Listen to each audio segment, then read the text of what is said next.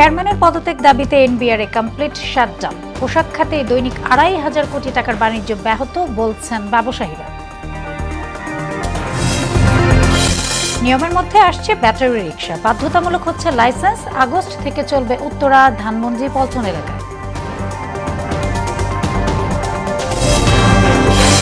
ভোটের তারিখ ঘোষণা হলেই মানুষের আকাঙ্ক্ষা বাস্তবায়ন হবে বলছে বিএনপি। জুলাই অভ্যুত্থানের বর্ষপূর্তি জামায়াতের মাসব্যাপী কর্মসূচি ঘোষণা। এবং অটোপাস ও সিলেবাসের গ্যারাকলে ক্ষতিগ্রস্ত উচ্চ মাধ্যমিকের পড়াশোনা। ২ বছরে পরীক্ষায় বসেনি ৬ লাখ শিক্ষার্থী। শিক্ষা খাত সংস্কারের দাবি।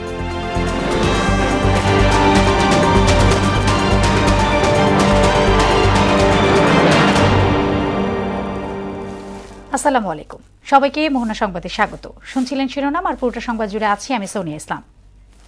এবারে বিস্তারিত। চেয়ারম্যানের পদত্যাগ ও সব পক্ষের অংশগ্রহণে রাজস্ব খাতের সংস্কার দাবিতে আগামীকালও কমপ্লিট শাটডাউন কর্মসূচি চলবে বলে জানিয়েছেন এনবিআর সংস্কার ঐক্য পরিষদের নেতারা। দুপুরে সংবাদ সম্মেলনে এমন ঘোষণা দেন তারা। দীর্ঘদিন ধরে আন্দোলন চললেও তাদের যৌক্তিক দাবি মানা হচ্ছে না বলে অভিযোগ করেন এনবিআর কর্মকর্তারা। বিস্তারিত শামীমুজ্জামান চৌধুরী রিপোর্টে। জাতীয় রাজস্ব বোর্ড এনবিআর কর্মকর্তা কর্মচারীদের ডাকে শনিবার দেশব্যাপী শুরু হয়েছে কমপ্লিট শাটডাউন কর্মসূচি।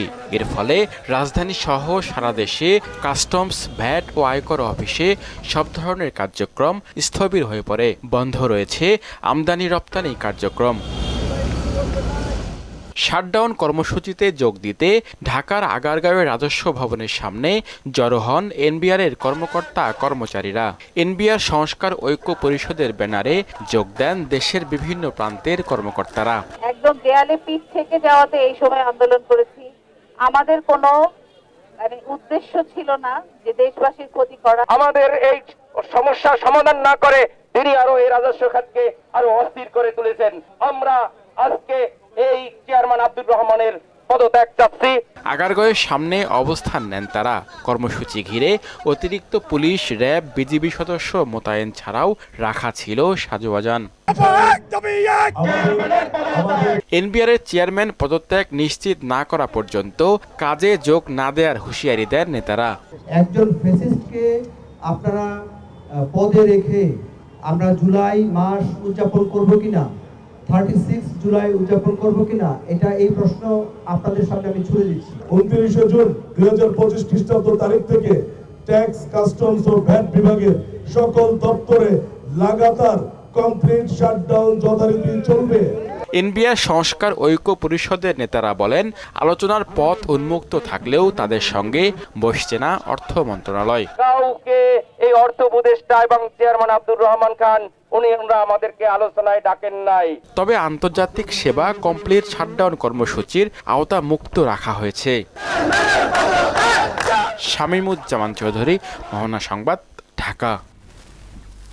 ক্ষমতা ও টাকা ভাগাভাগির জন্য এনবিআরে আন্দোলন হচ্ছে বলে অভিযোগ করেছেন ব্যবসায়ীরা। এতে কেবল তৈরি পোশাক খাতে দৈনিক ২৬০০ কোটি টাকার বাণিজ্য ব্যাহত হচ্ছে বলেও জানান তারা।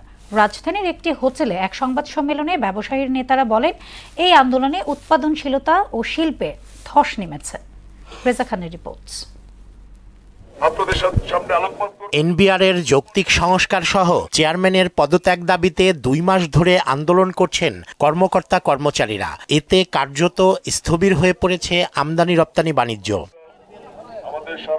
সার্বিক পরিস্থিতি বিবেচনায় সংবাদ সম্মেলনের আয়োজন করে দেশের বিভিন্ন ব্যবসায়ী সংগঠন। বাংলাদেশ চেম্বার অব ইন্ডাস্ট্রিজের সভাপতি বলেন, আন্দোলনের কারণে আন্তর্জাতিক অঙ্গনে দেশের ভাবমূর্তি ক্ষুণ্ণ হচ্ছে।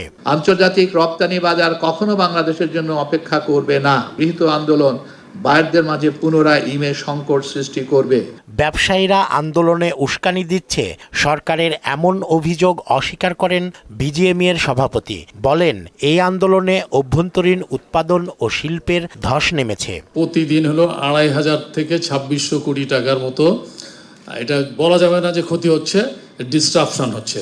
মাননীয় অর্থ উপদেষ্টা যদি বলে থাকেন যে এর পিছনে ব্যবসায়ী সমাজের ইন্ধন হচ্ছে, এটা আমি মনে করি ভুল। যুদ্ধ পরিস্থিতি ছাড়া কোনো দেশের কাস্টমস দিনের পর দিন বন্ধ থাকতে পারে না বলে আক্ষেপ জানান লেদার গুডস এক্সপোর্টার্স অ্যাসোসিয়েশনের সভাপতি। একটা দেশে পুরো কাস্টমস বন্ধ হয়ে যেতে পারে, আমার জানা মতে পৃথিবীতে অন্য কোনো দেশে এরকম উদাহরণ নাই যুদ্ধ ছাড়া।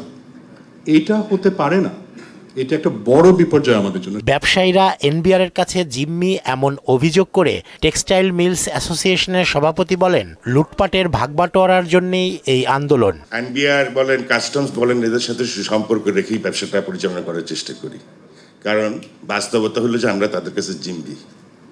আজকে যেটা আপনারা লক্ষ্য করছেন এটা কিছুই না, এটা অ্যাকচুয়ালি ক্ষমতার একটা বন্টন নিয়ে ঝগড়া হচ্ছে, টাকা পয়সার বন্টন নিয়ে ঝগড়া হচ্ছে। মাঝপথে আমরা হচ্ছে বিপদগ্রস্ত। এরা সারা জীবন আমাদেরকে জ্বালাইছে, এখন সরকারকে জ্বালাইতেছে। সংকট সমাধানে সরকার ও এনবিআর এর মধ্যে সেতুবন্ধন তৈরির কাজ করার আগ্রহ জানান ব্যবসায়ী নেতারা। Reform may just only negotiation is the only alternative. There cannot be anything except that. Reza খান, মোহনা সংবাদ, ঢাকা। আদালতের নির্দেশনা মেনে সিটি কর্পোরেশন এলাকায় ব্যাটারি রিকশা চলাচল নিয়ন্ত্রণের উদ্যোগ নিয়েছে সরকার।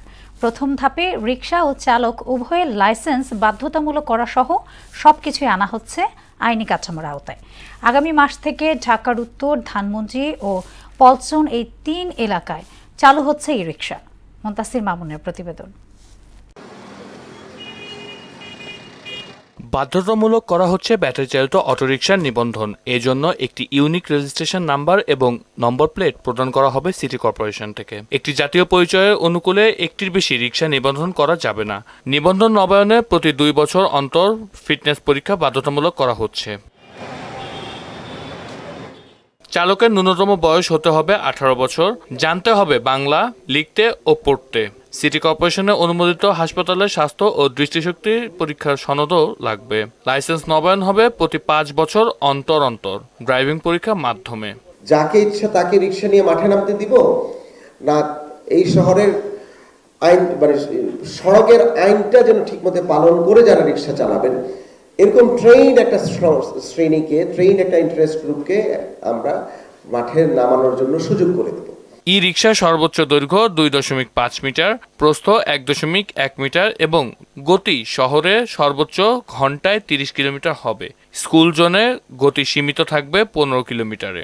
রিকশায় বাধ্যতামূলক করা হচ্ছে LED headlight, brake light, horn, reverse light ও লুকিং গ্লাস। সড়কের শৃঙ্খলা রক্ষায় নির্দিষ্ট রুট ও পার্কিং এলাকায় সীমাবদ্ধ থাকবে এই রিকশা। থাকছে চালকের বীমা সুবিধাও। রিকশা অ্যাপ নামে আমরা একটা অ্যাপ ইন্ট্রোডিউস করবো এবং একটা ওয়েবসাইট থাকবে, তার মাধ্যমে পুরো প্রক্রিয়াটা হবে। আমাদের রিকশাগুলোতে কিউআর কোড থাকবে। কিউআর কোড দিয়ে এই যে আমাদের ট্রাফিক পুলিশ যে রেগুলেশনসের মধ্যে তাদেরকে আনবে, কিউআর কোডটা স্ক্যান করলে সব ইনফরমেশন চলে আসবে। আমাদের ট্রেনাররা সেটা ইউজ করতে পারবে। সিটি কর্পোরেশনের অনুমোদিত কারখানা মোটর, চেসিস ও ব্যাটারি স্ট্যান্ডার্ড গাইডলাইনেই তৈরি হবে। একটি রিকশা আয়ুষ্কাল হবে 5 বছর। পর্যায়ক্রমে সংযুক্ত হবে জিপিএস ট্র্যাকার। নির্দিষ্ট সংখ্যক অটোরিকশার মাধ্যমে শুরু করব। পরিবেশ অধিদপ্তরের অনুমোদন ছাড়া কোনো ব্যাটারি পুনঃপ্রক্রিয়াজাত করা যাবে না। পুনরায় ব্যাটারি নির্ধারণের রিসাইকেল কারখানা হস্তান্তর করতে হবে। আমরা আগস্ট মাসের প্রথম সপ্তাহ থেকে আমরা এটা মার্কেটে দেওয়া শুরু করব। মুনতাসির মামুন, মোহনা সংবাদ, ঢাকা। সংস্কার, ন্যায় বিচার এবং সংখ্যানুপাতিক পদ্ধতিতে জাতীয় সংসদ নির্বাচন আয়োজনের দাবিতে ইসলামী আন্দোলন বাংলাদেশের মহাসমাবেশে দলটির পক্ষ থেকে 16 দফা দাবি উত্থাপন করা হয়েছে। রাজধানীর সোহরাওয়ার্দী উদ্যানে আয়োজিত মহাসমাবেশে ইসলামী আন্দোলনের মুখপাত্র মাওলানা গাজী আতাউর রহমান মহাসমাবেশের ঘোষণাপত্র পাঠ করেন। দুপুর 2টায় সমাবেশের আনুষ্ঠানিক কার্যক্রম শুরু হওয়ার কথা থাকলেও সকাল থেকেই সারা দেশের বিভিন্ন প্রান্ত থেকে আসা নেতাকর্মীরা উদ্যানমুখী হন। দর্শক, সোহরাওয়ার্দী উদ্যানে থেকে ইসলামী আন্দোলন বাংলাদেশের মহাসমাবেশের কিছুক্ষণ আগের খবর জানাচ্ছেন আমাদের সহকর্মী ওবায়দুল হক মারুফ। সোহরাওয়ার্দী উদ্যানে ইসলামী আন্দোলনের যে মহাসমাবেশটি আজকে চলছে, সেখানে এই ইসলামী আন্দোলনের মহাসমাবেশে আমরা যে দেখছি যে দেশের বিভিন্ন প্রান্ত থেকে লাখো মানুষ এখানে এসে জড়ো হয়েছে। সকাল থেকে এখানে যেই মহাসমাবেশটি রয়েছে, সেই মহাসমাবেশটিতে এই সমস্ত বিভিন্ন প্রান্ত থেকে, বাংলাদেশের বিভিন্ন প্রান্ত, জেলা উপজেলা থেকে এই নেতাকর্মীরা এসে উপস্থিত হয়েছেন। এখানে এই ইসলামী আন্দোলনের এই মঞ্চ থেকে মূলত যে ঘোষণাগুলো আসছে এ পর্যন্ত, যে একটি প্রয়োজনীয় সংস্কার শেষে গণহত্যার বিচার সংখ্যানুপাতিক পদ্ধতিতে সুষ্ঠু নিরপেক্ষ নির্বাচনের দাবিতে এবং দেশে ইসলাম ও দেশবিরোধী সকল ধরনের ষড়যন্ত্র মোকাবেলা করতে আজকে ইসলামী দলগুলোর যে ঐক্যবদ্ধ হওয়ার যে আহ্বান, সেই আহ্বানে আজকে সবাই এখানে যুক্ত হয়েছেন। আমরা একজন ইসলামী আন্দোলনের একজন কর্মীর সঙ্গে কথা বলবো। ভাই, আজকে এখানে আপনাদের কি কি দাবি দাবা আছে এবং আপনারা কি চান? আসসালামু আলাইকুম রহমতুল্লাহ। আপনারা জানেন আমরা প্রয়োজনীয় রাষ্ট্র সংস্কার, গণহত্যার বিচার এবং পিআর পদ্ধতিতে নির্বাচন চাই। জামায়াত ইসলামী, এনসিপি সহ ইসলামী আন্দোলনের আজকের এই আয়োজনে যে সমস্ত ইসলামিক নেতৃবৃন্দ উপস্থিত হয়েছেন তারাও একই দাবি জানিয়েছেন যে সকল প্রয়োজনীয় সংস্কার শেষে যেন সুষ্ঠু, নিরপেক্ষ ও গ্রহণযোগ্য একটি নির্বাচন আয়োজন করা যায় এবং সেই নির্বাচনটি হবে পিআর পদ্ধতিতে, এমনটাই প্রত্যাশা করছেন ইসলামী আন্দোলনের মহাসমাবেশে আগত নেতাকর্মী এবং নেতৃবৃন্দ। সব মিলিয়ে সোহরাওয়ার্দী উদ্যান থেকে এই ছিল আমার কাছে সর্বশেষ। সোনিয়া।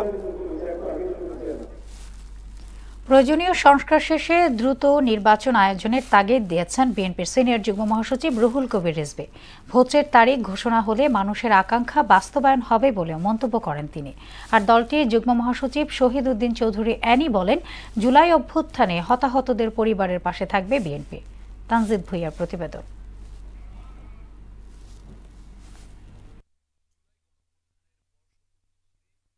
৩৬ দিনের কর্মসূচির প্রথম দিনে চিনমোচিতে ভেন্যু পরিদর্শনে আসেন বিএনপির প্রতিনিধি দল।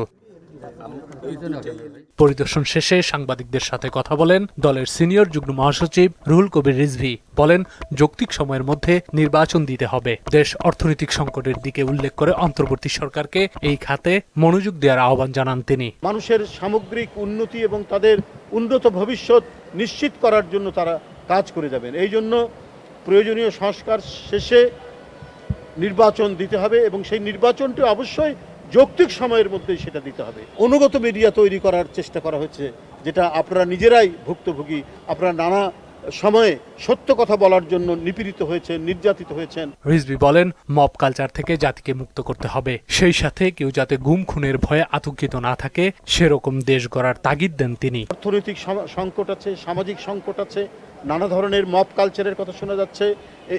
এগুলোর থেকে গোটা জাতিকে আমাদেরকে মুক্ত করতে হবে। সেই সমস্ত দুর্বিষহ অন্ধকার যুগে ফিরে যেতে চায় না, যে প্রতিটি বাবা মা তার সন্তানের গুমের জন্য, তার বিচার বহির্ভূত হত্যার জন্য আতঙ্কিত বোধ না করেন। এ সময় শেখ হাসিনার বিচার দ্রুত দৃশ্যমান করার আহ্বান জানান বিএনপির যুগ্ম মহাসচিব শহীদ উদ্দিন চৌধুরী এনি। জনগণের প্রত্যাশা অনুযায়ী জনগণের সরকার নির্বাচিত হবে এবং একটা উপযুক্ত সময় রমজানের আগে ফেব্রুয়ারি মাসে নির্বাচন হবে। নিয়ম অনুযায়ী, নীতি অনুযায়ী আমরা আমাদের অবস্থান থেকে সেই পরিবারগুলোর পাশে আমরা দাঁড়াবো। জানান, বিএনপি ভবিষ্যতে গণতান্ত্রিক আন্দোলনে আহত ও শহীদ পরিবারের পাশে থাকবে। অদূর ভবিষ্যতেও আমাদের এই কাজ অব্যাহত থাকবে। তানজিদ ভুঁইয়া, মোহনা সংবাদ, ঢাকা। জুলাই অভ্যুত্থানের বর্ষপূর্তি উদযাপন উপলক্ষে বিভিন্ন কর্মসূচি হাতে নিয়েছে জামায়াত ইসলামী। জুলাইয়ের প্রথম দিনে গণ অভ্যুত্থানের শহীদ, আহত ও পঙ্গুত্ব বারণকারীদের জন্য দেশব্যাপী দোয়া করা হবে। 19 জুলাই জামায়াত ঘোষিত 7 দফা বাস্তবায়ন দাবিতে সোহরাওয়ার্দী উদ্যানে সমাবেশ আয়োজন করা হবে। আর শহীদদের স্মরণে 5ই আগস্ট সারা দেশে হবে গণমিছিল। দুপুরে রাজধানীর মগবাজারে দলীয় কার্যালয়ে সংবাদ সম্মেলনে কর্মসূচির বিস্তারিত তুলে ধরেন জামায়াতের সেক্রেটারি জেনারেল মিয়া গোলাম পারওয়ার। জুলাই অভ্যুত্থান দিবস ঘিরে দেশের মানুষ আবার ঐক্যবদ্ধ হবে বলে আশা জানান তিনি। বিভেদ, অনৈক্য দূর করে জাতীয় ঐক্যের একটা ইস্পাত কঠিন পরিবেশ তৈরিতে এই মাসব্যাপী কর্মসূচি ইনশাল্লাহ। 5ই আগস্ট যেটা আমাদের গণ অভ্যুত্থানের ঐতিহাসিক বিজয়ের দিন, কথিত স্বৈরাচার ফ্যাসিবাদের দেশ ছেড়ে পলায়নের দিন, সেই দিন দেশব্যাপী জামায়াত ইসলামী গণমিছিলের আয়োজন করবে। অটোপাস ও সিলেবাসের গ্যারাকলে ক্ষতিগ্রস্ত হচ্ছে উচ্চ মাধ্যমিকের পড়াশোনা। তিক্ত বাস্তবতা হচ্ছে করোনা পরবর্তী 4 বছরে এই দুয়ের বদলতে উচ্চ মাধ্যমিকের স্তর পার হয়েছে 70 লাখ শিক্ষার্থী। শিক্ষাখাত এতটাই বিপর্যস্ত যে গেল 2 বছরে এইচএসসি পরীক্ষায় বসেনি 6 লাখ শিক্ষার্থী। বিশেষজ্ঞরা বলছেন, শিক্ষার্থীদের আন্দোলনে নতুন যুগের সূচনা হলেও তাদের ভবিষ্যতের কথা মাথায় রেখে শিক্ষা খাতে সংস্কার সময়ের দাবি। শিক্ষা খাত নিয়ে মাহবুব হাসান রিপনের 3 পর্ব ধারাবাহিক প্রতিবেদনের শেষ কিস্তি আজ।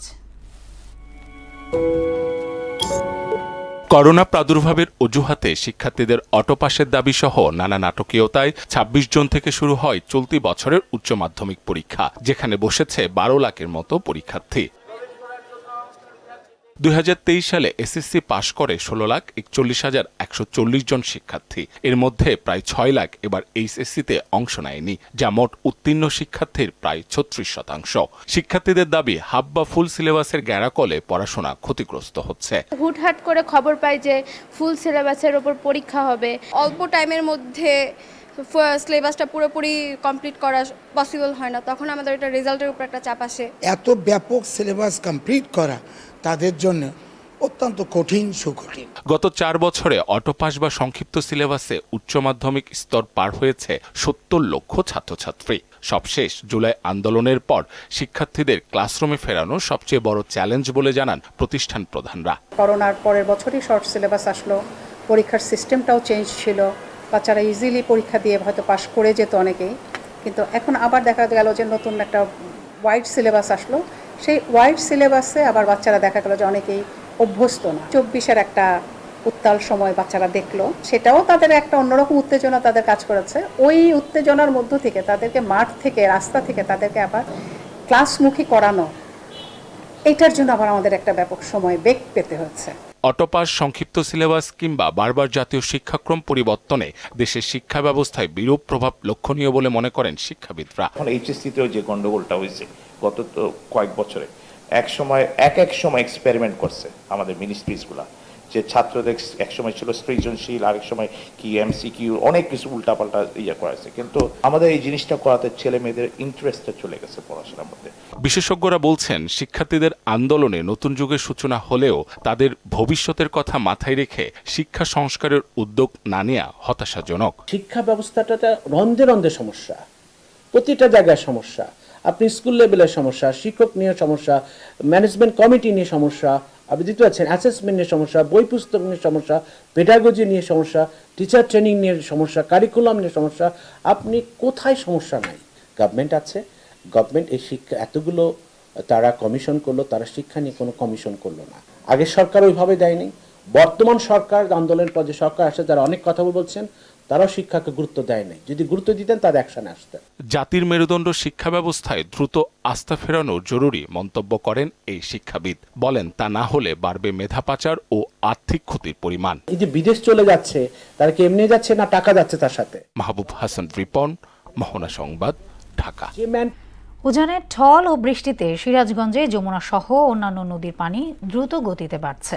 এতে জেলার সদর, কাজীপুর, চোহালি, বেলুকুচি ও শাহজাদপুর উপজেলার দেখা দিয়েছে নদী ভাঙন। যমুনার ভাঙন রোধে কার্যকর ব্যবস্থা নেওয়ার দাবিতে সকালে মানববন্ধন অনুষ্ঠিত হয়েছে। এতে 5 শতাধিক মানুষ অংশ নেয়। কর্মসূচির স্লোগান ছিল, নদী ভাঙন ঠেকাও, ছোনগাছা ইউনিয়ন বাঁচাও। আন্তর্জাতিক প্রসঙ্গ।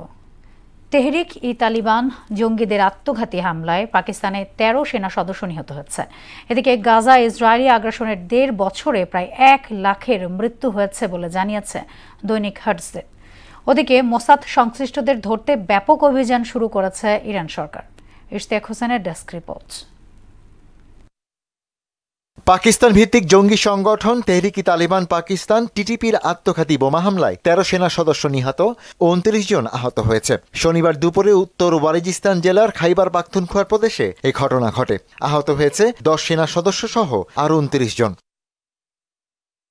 টানা 20 মাসেরও বেশি সময় ধরে গাজায় হামলা চালাচ্ছে ইসরায়েল। দীর্ঘ সময়টাতে হামলা ছাড়াও গোটা উপত্যকা অবরুদ্ধ করে রাখে নেতানিয়াহু সেনারা। এতে কার্যত ভেঙে পড়ে গাজার অর্থনীতি ও স্বাস্থ্য ব্যবস্থা। ফলে বিনা চিকিৎসা, তীব্র ক্ষুধা ও অপুষ্টিতে বহু মানুষের মৃত্যু হয়েছে। সব মিলিয়ে গেল 20 মাসে প্রায় 1 লাখ ফিলিস্তিনি নিহত হয়েছে বলে জানিয়েছে ইসরায়েলি সংবাদ মাধ্যম দৈনিক হারেটস।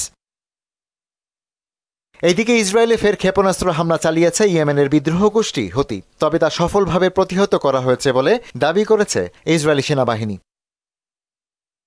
গাজায় যুদ্ধবিরতি নিয়ে মুখ খুলেছেন মার্কিন প্রেসিডেন্ট ডোনাল্ড ট্রাম্প। শুক্রবার হোয়াইট হাউসে এক সংবাদ সম্মেলনে তিনি বলেন, 1 সপ্তাহের মধ্যে উপত্যকায় যুদ্ধবিরতি কার্যকর হবে।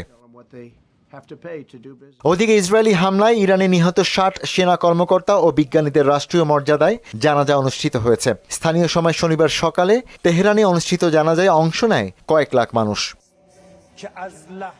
ইসরায়েলের সঙ্গে সংঘাতের প্রেক্ষাপটে দেশটির গোয়েন্দা সংস্থা মোসাদ সংশ্লিষ্টদের খুঁজে বের করতে ব্যাপক অভিযান শুরু করেছে তেহরান। ইতোমধ্যে বেশ কিছু অভিযুক্ত ব্যক্তির মৃত্যুদণ্ড কার্যকর করেছে সরকার। ইশতিয়াক হোসেন, মোহনা সংবাদ।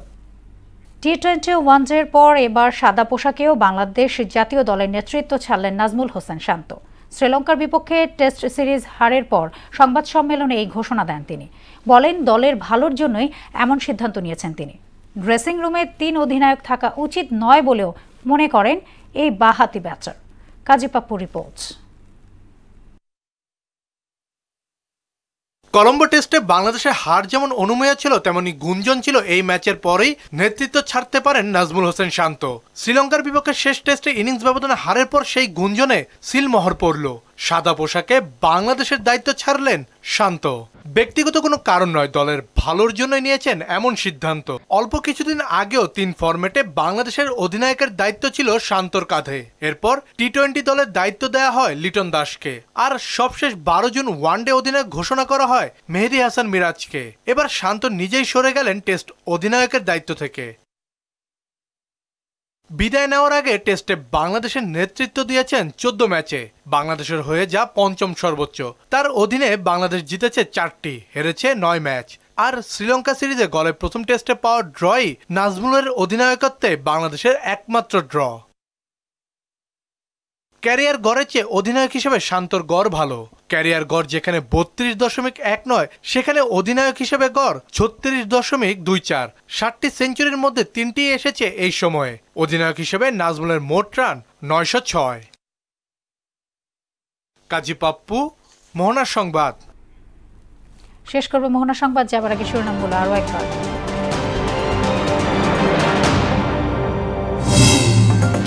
চেয়ারম্যানের পদত্যাগ দাবিতে এনবিআর কমপ্লিট শাটডাউন। পোশাক খাতে দৈনিক 2,500 কোটি টাকার বাণিজ্য ব্যাহত, বলছেন ব্যবসায়ীরা।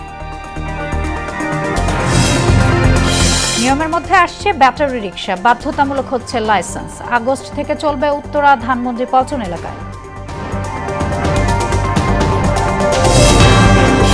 ভোটের তারিখ ঘোষণা হলে মানুষের আকাঙ্ক্ষা বাস্তবায়ন হবে, বলছে বিএনপি। জুলাই অভ্যুত্থানের বর্ষপূর্তিতে জামায়াতের মাসব্যাপী কর্মসূচি ঘোষণা। এবং অটোপাস ও সিলেবাসের গ্যারাকলে ক্ষতিগ্রস্ত উচ্চ মাধ্যমিকের পড়াশোনা। 2 বছরে পরীক্ষায় বসেনি 6 লাখ শিক্ষার্থী। শিক্ষা খাত সংস্কারের দাবি।